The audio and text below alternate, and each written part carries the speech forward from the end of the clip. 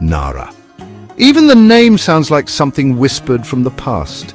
Unlike the neon-drenched avenues of Tokyo or the bustling heart of Osaka, Nara offers a different pace. This ancient city, once the capital of Japan, is a place where time seems to move a little slower, where history whispers from every corner, and where nature and spirituality intertwine in the most captivating ways. Imagine strolling down a cobbled lane, the air thick with the scent of incense, and suddenly finding yourself face to face with a deer. Not in a zoo, not behind a fence, but right there on the sidewalk. This is Nara, a city where over 1,200 wild deer roam freely in parks and temples, their gentle presence a constant reminder of the city's sacred past. At the heart of Nara's allure stand its magnificent temples, each a testament to the architectural and spiritual grandeur of a bygone era. Todai-ji, the Eastern Great Temple, is home to the world's largest bronze Buddha statue, a sight that inspires awe and contemplation.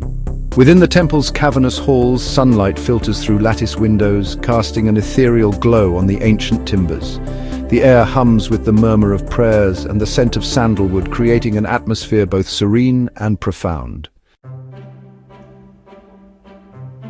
But it is the deer, tame and curious, that truly capture the heart of Nara. Considered messengers of the gods in Shinto belief, these gentle creatures wander freely throughout the city, adding a touch of magic to its ancient streets. Children giggle as the deer nudge their hands in search of crackers, their soft brown eyes shining with an almost human-like curiosity. They are a constant, calming presence, a reminder of the harmony that exists between nature and spirituality in this ancient city. Nara is more than just a collection of temples and deer. It is a living, breathing tapestry of history, nature, and spirituality. It is a place where one can wander for hours, lost in the quiet beauty of ancient gardens, the scent of incense lingering in the air.